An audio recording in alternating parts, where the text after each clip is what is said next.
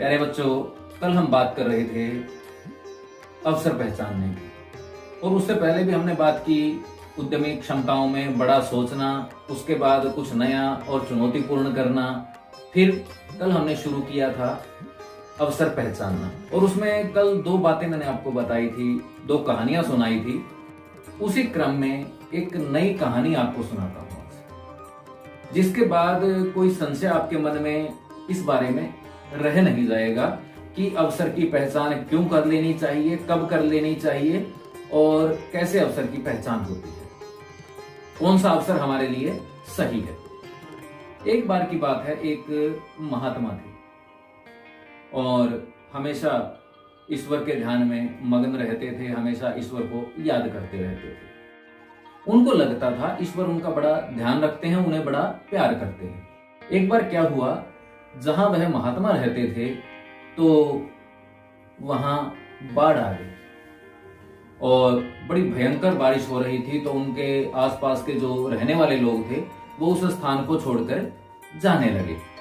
पर यह बात महात्मा जी की समझ में नहीं आई। जो आसपास के लोग थे उन्होंने उनसे अनुरोध भी किया कि महात्मन चलिए, निकल चलिए, बाढ़ आ रही है और कभी भी समस्या बढ़ सकती है। पर उन्होंने कहा नहीं, मैं प्रभु भजन में मस्त हूं और ईश्वर मुझे अपने आप बचा लेंगे।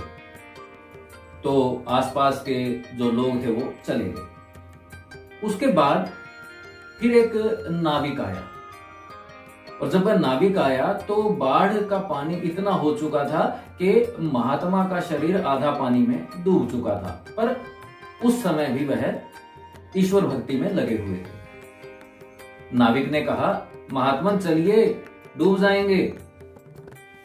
तो महात्मा ने मना कर दिया कि मैं नहीं चलूंगा, आप चले जाइए और मेरी रक्षा भगवान स्वयं करेंगे। उसके बाद फिर वहां से कोई आया और उसने फिर महाराज से अनुरोध किया कि महाराज चलिए, नहीं तो बाढ़ में आपके प्राण चले जाएंगे। पर तीसरा मौका भी उन्होंने गंवा दिया। जो बाद में जो लोग उनके पास आए थे कि आप चलिए, हम आपको निकाल लेते हैं, बाढ़ से बचा लेते हैं, तो उनका अनुरोध भी महात्मा ने स्वीकार नहीं किया। और अंत में जब पानी सिर के ऊपर पहुंचने को था, वह महात्मा बड़ा परेशान हुआ और ईश्वर को याद किया। लेकिन तब क्या होने वाला था, वह डूबने ही वाला था। उसने क्रोध के वश में ईश्वर को फिर पुकारा, मैं तेरे भरोसे बैठा हूं और तूने मुझे बचाया नहीं। तो प्रभु ने उसे दर्शन दे करके कहा कि अरे मूर्ख, मेरा अपमान करता है, मैं तुझे बचाने के लिए 3 बार आया।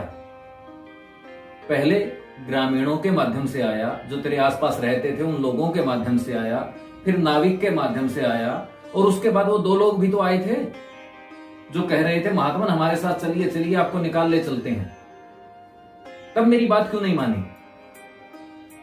उन नाविकों के अंतर मन में मैं ही तो था। जब आपने हमारी बात नहीं मानी तो अपने कर्म का फल भुगतो। और इस तरह से वह महात्मा डूब गए। अब आपको समझ में आ गई होगी कि अवसर को पहचानना क्या होता है। अगर वह महात्मा समय से अवसर को पहचान लेता, पहले अवसर में वहां से निकल जाता, तो बच सकता था। दूसरे में, तीसरे में बड़ा आसान सा तरीका था। ईश्वर ने उसको बहुत मौके दिए।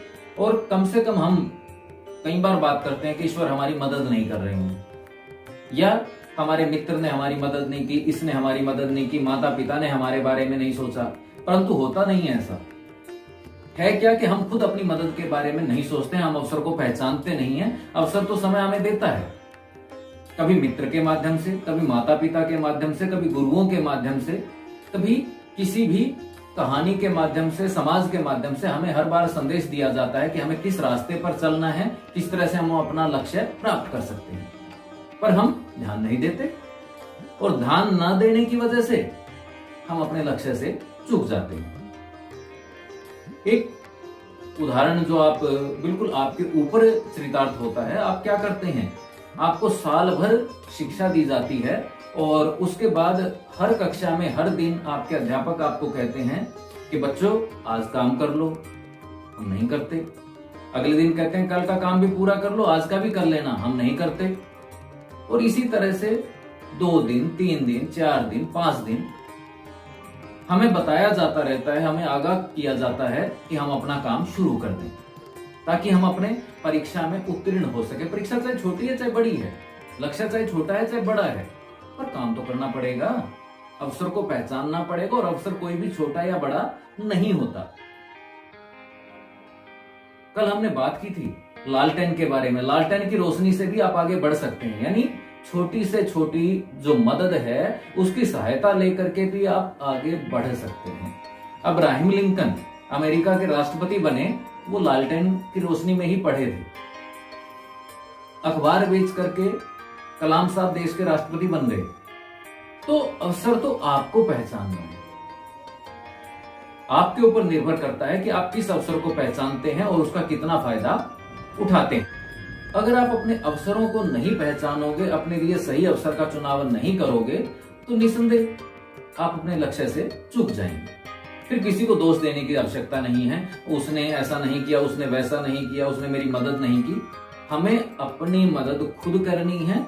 और संक्षेप में यही कहूंगा कि अवसर को पहचानिए, यानी जो आज है उसका फायदा उठाइए, क्योंकि कबीर जी ने कहा है काल करे सो आज कर, आज करे सो अब, पल में प्रलय होएगी बहुरी करेगा कब।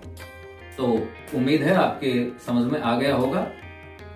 कल मिलेंगे, एक नई उद्यमी क्षमता के बारे में चर्चा करेंगे। तब तक के लिए जय हिंद।